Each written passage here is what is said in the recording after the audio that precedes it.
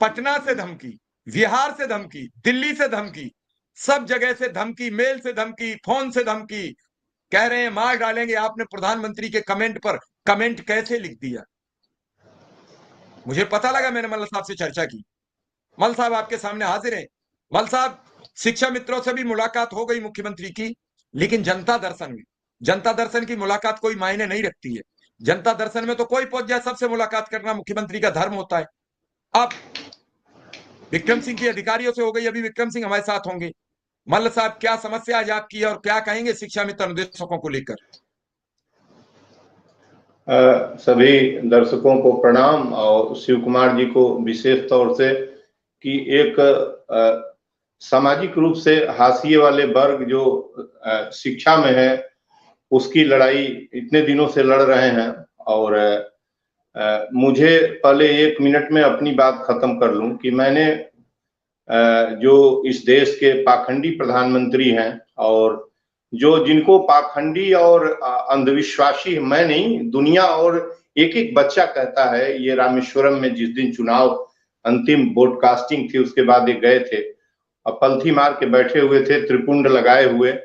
विज्ञान से और अंधविश्वास में इनको फर्क जरूर कर लेना चाहिए। पीएम है, 10 वर्षों में इन्होंने देश को जहां पहुंचा दिया वो तो हमारे सामने है।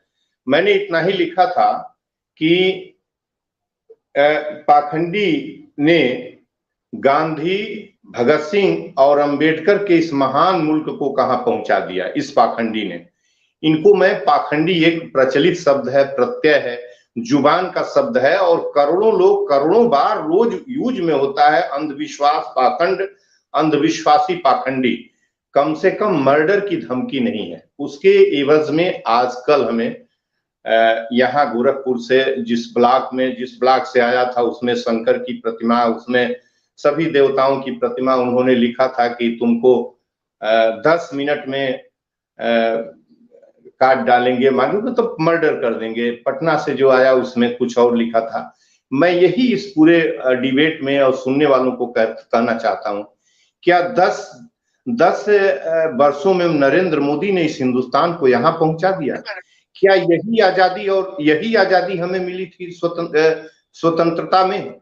क्या यही संविधान हमको मिला हुआ है जहां ये खड़ा किए हुए हैं? क्या सच कहने का मुझे अधिकार नहीं है? और क्या कॉन्स्टिट्यूशन इसकी अनुमति नहीं देता? और यदि देता है तो मैं इनको कहूं क्या? मैं इनको जब भी कहूंगा तो पाखंडी, अंधविश्वासी शब्द से संबोधित करूंगा और मेरे पास मैं जीवन के अंतिम क्षण तक कहूंगा, इसलिए कि हिंदुस्तान को इन्होंने पाखंड और अंधविश्वास में झोंक दिया है। अब मैं डिबेट के दूसरे पहलू पर आता हूं, शिक्षा मित्रों को पर, जहां शिव कुमार जी विगत कई वर्षों से लगे हुए हैं कि एक बड़ा वर्ग शिक्षा मित्र और अनुदेशकों का जो कहा जाए कि खैरात, एक तरह से खैरात पर जिंदा है। मैं लगभग 27 दिसंबर को जब अनुदेशकों की बैठक हो रही थी, बड़ी बैठक इको पार्क में थी, तो मैं लखनऊ आ रहा था। संदीप जी मंच पर थे और मुझे बाराबंकी में गिरफ्तार किया गया। मैं बता दूं कि मैं ये शिव कुमार जी, मैं आपसे ये बताने की कोशिश कर रहा हूं कि ये जो अनुदेशक हैं ये हाफ हार्टली लगे हुए थे। इनको अभी भी आशा उम्मीद थी। इन्होंने चुनाव में अनुदेशक, शिक्षा मित्र ठीक ढंग से लगे होते, यदि चुनाव के अंदर उत्तर प्रदेश में ठीक ढंग से लगे होते, देश में लगे होते। नमस्कार साथियों, स्वागत है आप सभी का आज के इस नए वीडियो में। वीडियो आप सभी शिक्षा मित्र साथियों के लिए बेहद ही महत्वपूर्ण होने वाली है। हाल ही के अंदर की कुछ खबरें हैं जो कि आपके माध्यम में इस वीडियो के माध्यम से साझा करेंगे। सभी साथी वीडियो को पूरा देखें। चैनल को अभी तक आपने सब्सक्राइब नहीं किया है, सब्सक्राइब भी कर ले।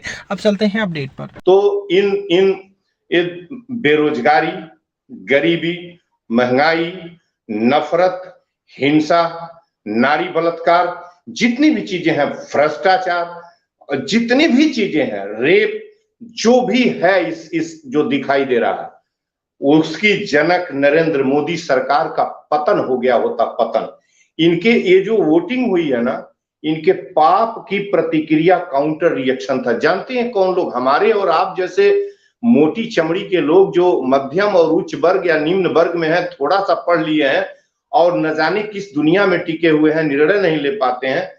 ये वह वर्ग वोट किया है जो कुछ नहीं जानता था, जो दिन भर 400 रुपए के श्रम में अपने 5 से 7 लोगों का परिवार लोग जिलाता है और न जाने किस दुनिया में है वो मरता चला गया। इन लोगों ने आटा, चावल, गेहूं, दाल, तेल, चीनी पर टैक्स लगाया, शिक्षा, चिकित्सा, रेल पर टैक्स लगाया, पैसेंजर और पुरानी मेल गाड़ियों को तोड़ के 75 वंदे भारत चलाने का सपना इनको न जाने कौन दे दिया।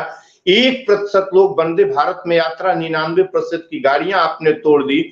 टोल टैक्स, निजी गाड़ियों पर टोल टैक्स सड़कों पर इन्होंने लगा दिया। सड़क हमारी, हमने बनवाया, हमने पैसा दिया, हमने मजदूरी करके बनाई, हम वन टाइम टैक्स देते हैं, हमने कर्ज लेके एक बड़े मुश्किल से गाड़ी खरीदी और सड़कों पर डकैती का अड्डा हुकूमत ने खोल दिया। 10 साल के अंदर टोल टैक्स पहले भी था लेकिन ऐसा नॉमिनल था कि महसूस नहीं होता था, हम चले जाते थे।